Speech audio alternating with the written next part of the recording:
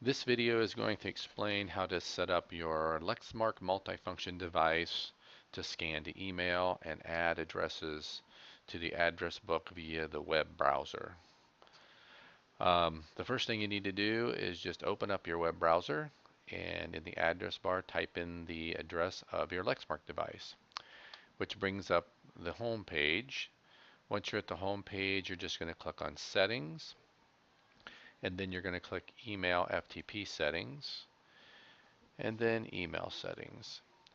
Inside here, um, the only thing I normally set up in here is just a subject, so the person you're sending it to can get a general concept it's coming from, where it's coming from. I normally put scan or scan from Lexmark device in here. You can set up other default settings down here in the email. I'll let you adjust those uh, to your liking. Once you put in this up here, then you can just go to the bottom and hit submit. Once that's done, you just want to go ahead and set up your SMTP server. So click on here. Um, this device I have set up scanning through Gmail account. You can uh, use the Gmail account on any Lexmark device to send email.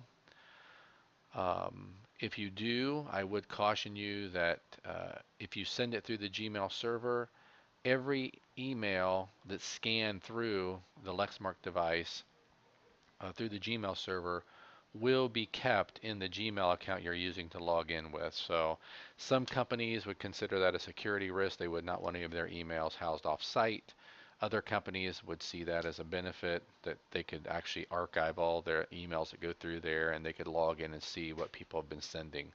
So that's something you just have to work out with your company or the company you're working with to see if that's an acceptable um, option. If in fact, though, most companies have an SMTP server, some other email, or Exchange server, excuse me, or some other SMTP server on site that they can use. Um, so you would just put in the actual Exchange server's IP address here. You put a reply address in down here. Most likely, Gmail requires encryption, so I have SSL, TSL, or TLS turned on, and then I also have authentication turned on, and then I have a Gmail account, username and password down here.